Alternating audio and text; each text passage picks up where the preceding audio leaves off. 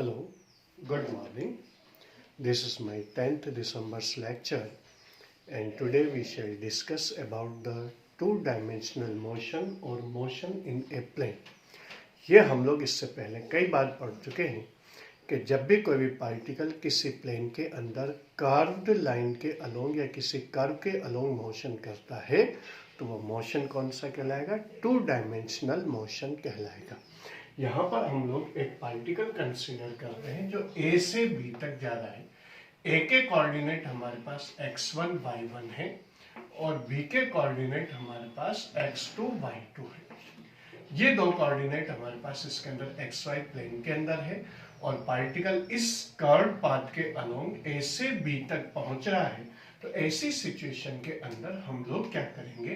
Displacement हमारे पास initial और final position को ज्वाइन करने वाली जो लाइन है या वेक्टर लाइन है उसी को हम लोग किस नाम से जानते हैं? डिस्प्लेसमेंट वेक्टर के नाम से जानते हैं और यही पार्टिकल के डिस्प्लेसमेंट को शो करेगी। तो यहाँ पर हम लोग क्या करेंगे? सबसे पहले पार्टिकल की पोजीशन फाइंड आउट कर लेंगे। ये आपके पास r1 वेक्टर हो गया और जो इनिशियल पोजीशन को शो करेगा और इसी तरह से ये r2 वेक्टर हो गया और ये इसके फाइनल पोजीशन को शो करेगा। ये r2 हो गया, ये फाइनल पोजीशन को शो करेगा। कोऑर्डिनेट xy प्लेन के अंदर x1 y1 इनिशियल पोजीशन के हैं और x2 y2 फाइनल पोजीशन के हैं और पार्टिकल a से b के बीच में एक कर्व लाइन के अलोंग जा रहा है। Consider a particle starts its motion from A x1 y1 to B x2 y2 along a curved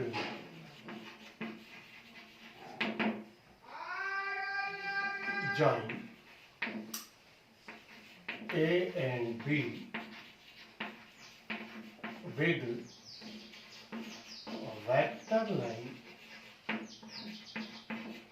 so that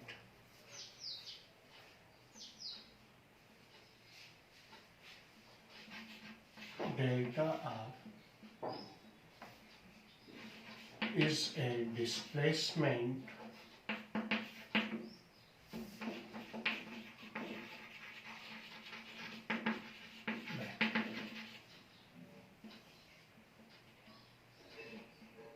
particle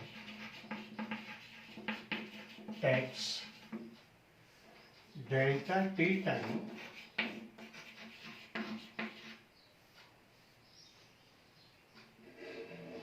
to reach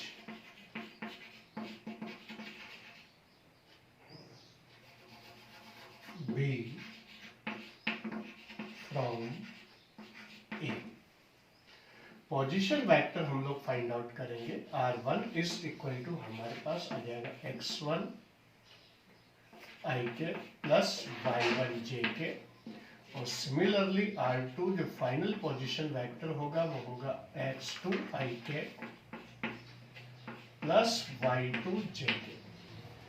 जब हमारे पास पोजीशन वेक्टर आ गए तो हम लोग क्या करेंगे? डिस्प्लेसमेंट वेक्टर फाइंड आउट करेंगे और displacement vector is equal to होगा final position vector minus initial position vector means x2 i के प्लस y2 j के माइनस x1 i के प्लस y1 j के।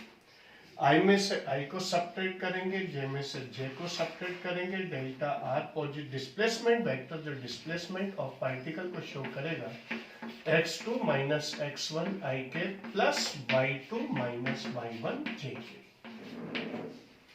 और इसी को हम लोग लिख सकते हैं delta R is equal to हमारे पास आ जाएगा डेल्टा x I के प्लस डेल्टा y J के। अगर हम लोग मैग्नीट्यूड फाइंड आउट करना चाहते हैं तो I और J के साथ जो भी चीज है उसका अंडर रूट में स्क्वायर का सम लेंगे मीन्स x2 माइनस x1 का whole square plus y2 minus y1 का होल स्क्वायर। ये हमारे पास डिस्प्लेसमेंट वेक्टर आ गया जो पार्टिकल के डिस्प्लेसमेंट को शो करेगा। और ये डिस्प्लेसमेंट वेक्टर का क्या आ गया, हमारे पास मैग्नीट्यूड आ गया है। अब इसके बाद हमारे पास क्या होगा, divide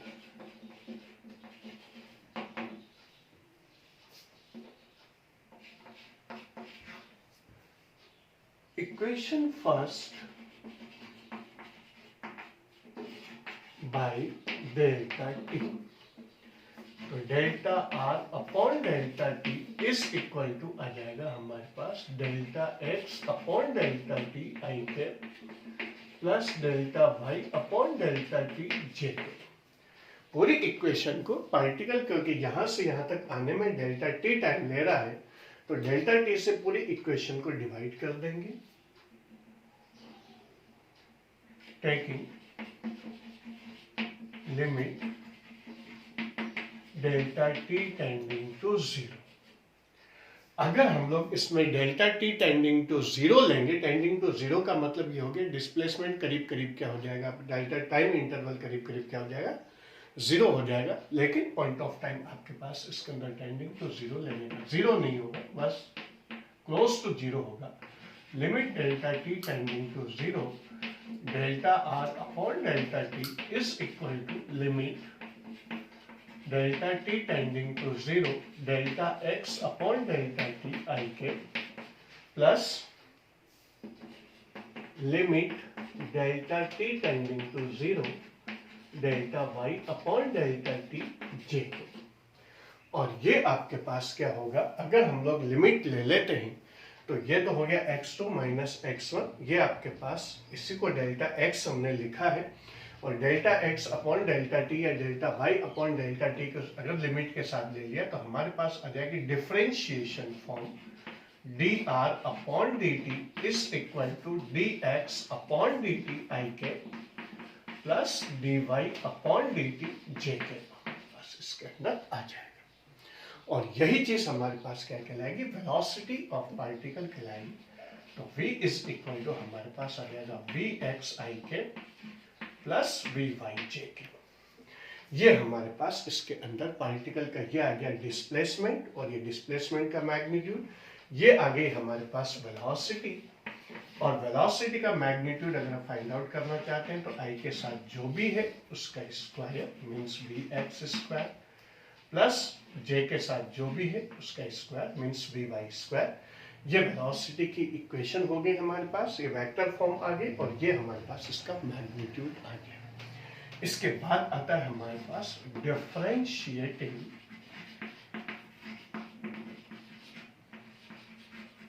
equation two with respect to T.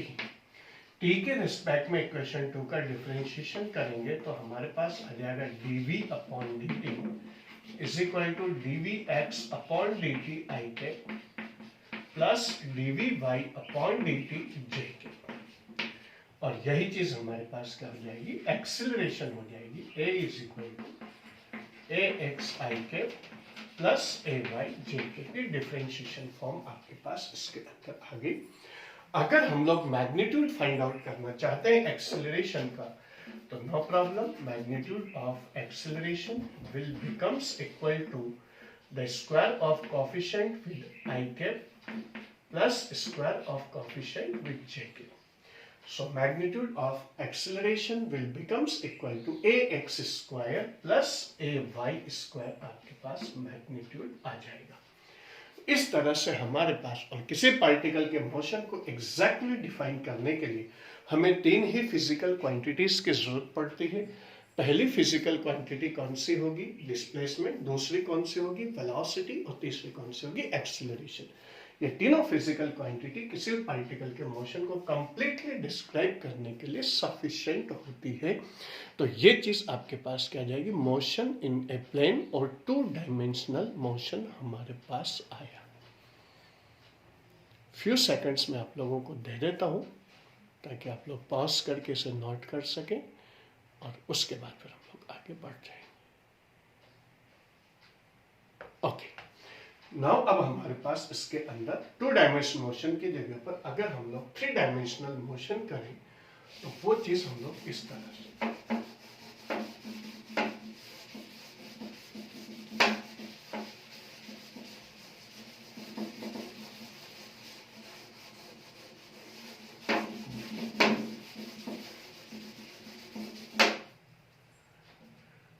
3 dimensional motion अगर हमें स्टडी करना हो, 3 डायमेंशनल मोशन, उसमें हम लोग जो कोऑर्डिनेट सिस्टम कंसीडर करते हैं वो 3 डायमेंशनल कोऑर्डिनेट सिस्टम हम लोग कंसीडर करेंगे. This is x axis, this is y axis and this is z axis. Particle की पोजीशन को एग्जैक्टली डिस्क्राइब करने के लिए 3 कोऑर्डिनेट्स चाहिए. मान लो इनिशियल पोजीशन ए है जहां से पार्टिकल अपना मोशन स्टार्ट करता है और उसकी पोजीशन आपके पास कहां पर आती है, और इसी तरह से हमारे पास x2, y2, z2 कोऑर्डिनेट है. बी पॉइंट तक आता है. पार्टिकल एक जगह से दूसरी जगह पर हमारे पास किसी भी जिगजैग टाइप मोशन के अंदर आ सकता है 3 डायमेंशनल कोऑर्डिनेट सिस्टम के अंदर. तो ऐसी सिचुएशन के अंदर पार्टिकल मान लो ए से बी की तरफ जा रहा है, तो इसके डिस्प्लेसमेंट को डिस्क्राइब करने के लिए हम लोग क्या करेंगे, ए से बी को क्या कर देंगे, हम लोग ज्वाइन कर देंगे वेक्टर लाइन के थ्रू, और ये वेक्टर लाइन इन दोनों पार्टिकल्स के डिस्प्लेसमेंट को शो करेगी, जिसे डेल्टा आर से हम लोग क्या कर देते हैं, डिनोट कर देते हैं.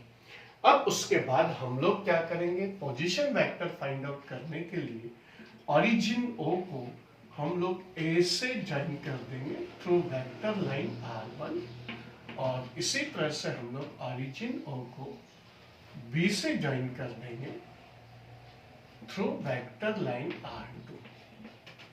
ये हमारे पास इसके अंदर वैल्यूज आ जाएगी.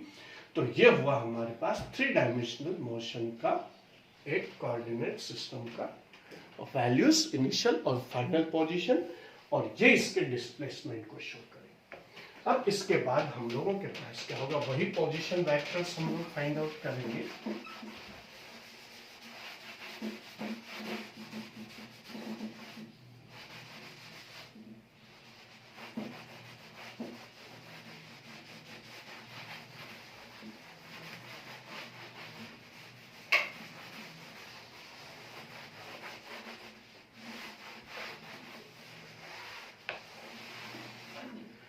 टू डायमेंशनल मोशन और 3 डायमेंशनल मोशन के अंदर कोई चेंजेस नहीं है, बस केवल हमारे पास क्या होगा, 2 कोऑर्डिनेट्स की जगह पर हम लोग क्या कर देंगे, 3 कोऑर्डिनेट्स इसमें कंसीडर कर लेते हैं.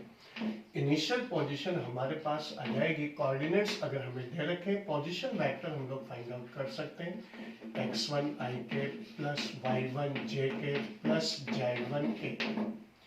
इसी तरह से final position vector R2 is equal to हमारे पास आ जाएगा x2 i k plus y2 j k plus z2 k के पास इसमें आ जाता है. डिस्प्लेसमेंट वेक्टर फाइंड आउट करना चाहते हैं तो delta R is equal to हमारे पास आ जाएगा final position minus initial position, और वैल्यूज पुट कर देंगे x2 i k plus y2 j k plus z2 k के minus x1 i k plus y1 j k plus z1 k के. हमारे पास इसके अंदर दोनों पोजीशन वेक्टर्स में फाइनल में से इनिशियल पोजीशन वेक्टर को हम लोग क्या कर देंगे, सब्ट्रैक्ट कर देंगे, और इस तरह से हमारे पास जो वैल्यू आएगी वो वैल्यू रहेगी delta R is equal to, I में से आई को सब्ट्रैक्ट करेंगे, x2 minus x1 i k plus y2 minus y1 j k plus z2 minus z1 k के. और इसी को हम लोग लिख सकते हैं, x2 माइनस x1 को हम लोग लिखेंगे delta x i k, y2 minus y1 को लिखेंगे डेल्टा y j k जैसे 2 डायमेंशन में किया था, z2 माइनस z1 को लिखेंगे डेल्टा z k के. मैग्नीट्यूड अगर हम लोग डिस्प्लेसमेंट वेक्टर का फाइंड आउट करना चाहते हैं कोई प्रॉब्लम नहीं, वैसे के वैसे करेंगे. x2 माइनस x1 का whole square plus y2 minus y1 का whole square plus z2 minus z1 का होल स्क्वायर आपके पास इसके अंदर आ जाएगा। ये आपके पास डिस्प्लेसमेंट वेक्टर हो गया, ये डिस्प्लेसमेंट वेक्टर का एक्सप्रेशन हो गया, और ये आपके पास डिस्प्लेसमेंट वेक्टर का या पार्टिकल का डिस्प्लेसमेंट का मैग्नीट्यूड हमारे पास इसके अंदर आ गया। डिवाइड इक्वेशन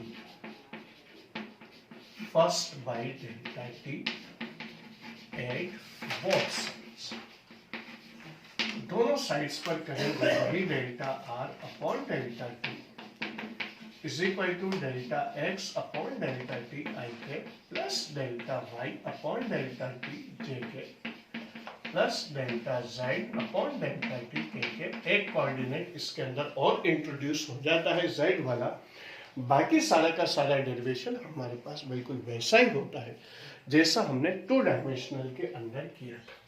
ये चीज आपके पास taking limit at both sides, दोनों साइड्स पर लिमिट हम लोग कंसीडर करेंगे, आ जाएगा लिमिट कौन सी वाली, delta T tending to zero, limit delta T tending to zero delta are upon delta t is equal to limit delta t tending to 0 delta x upon delta t I k plus limit delta t tending to 0 delta y upon delta t j k plus limit delta t tending to 0 delta z upon delta t k आपके पास आ जाएगा।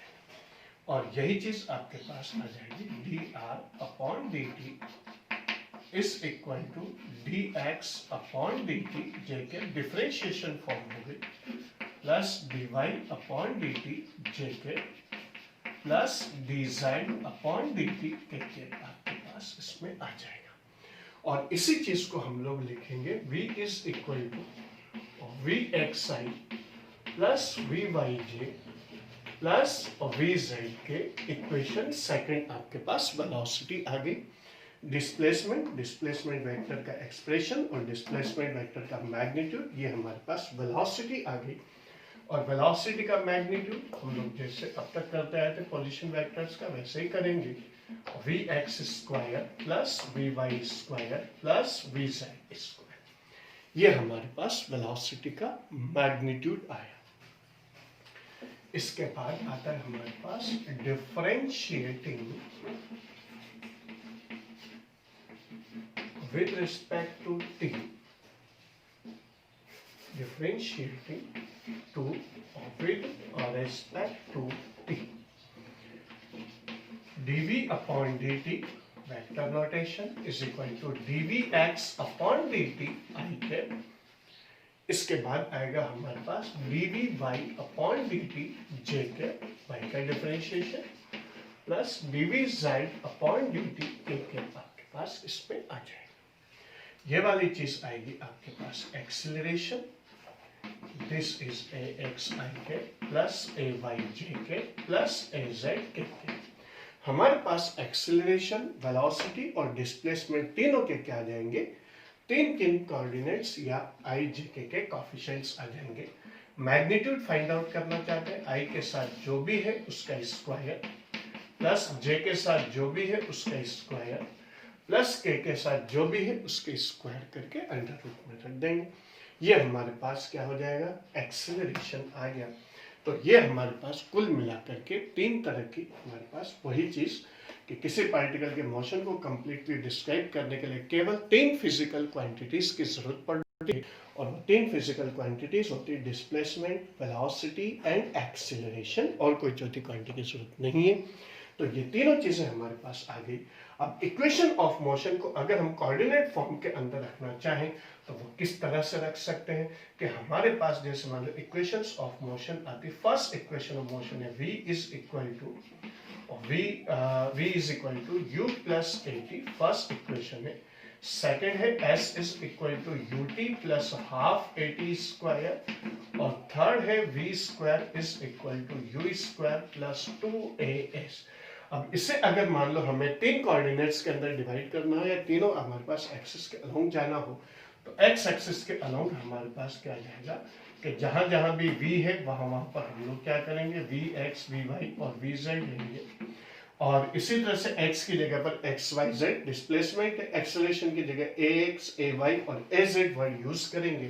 तो हमारे पास x axis के along आ जाएगा vx is equal to ux plus ax।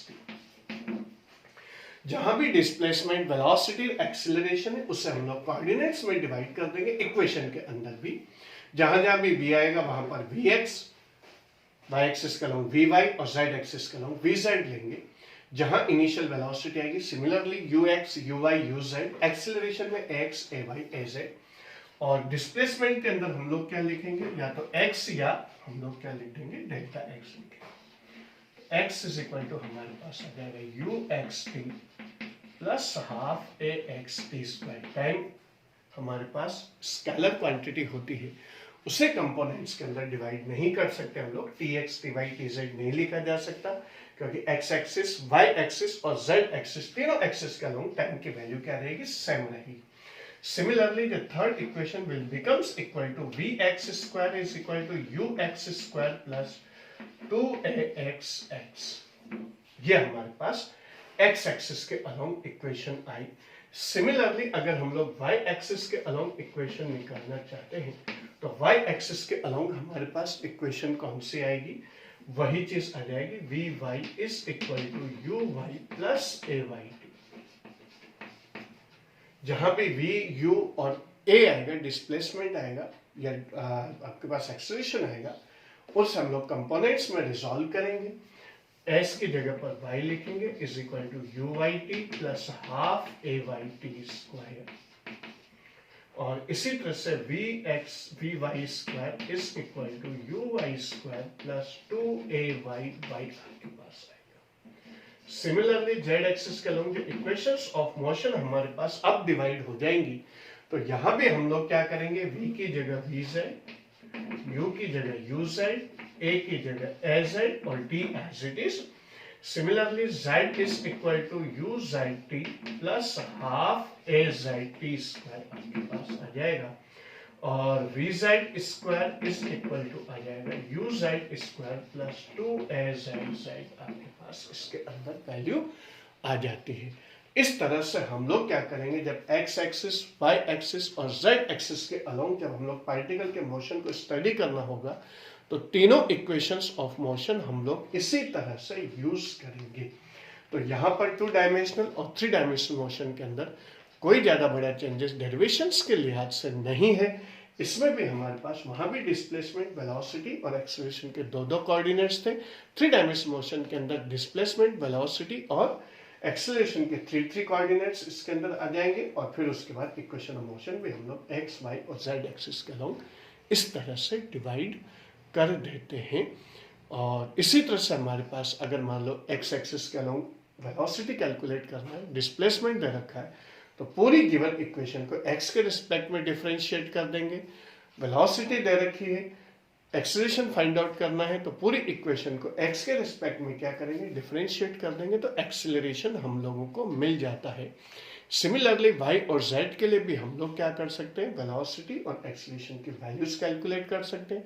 Acceleration दे रखा है, x के रिस्पेक्ट में हम लोग क्या करेंगे, उसका इंटीग्रेशन करेंगे तो वेलोसिटी, और वेलोसिटी का x के रिस्पेक्ट में इंटीग्रेशन करेंगे तो डिस्प्लेसमेंट हम लोगों को मिल जाएगा। तो ये कुल मिलाकर के हमारे पास 2 and 3 डायमेंशनल मोशन है, जिसमें हम लोग कोऑर्डिनेट्स के फॉर्म के अंदर ही पार्टिकल के मोशन को हम लोग क्या करते हैं, स्टडी करते हैं।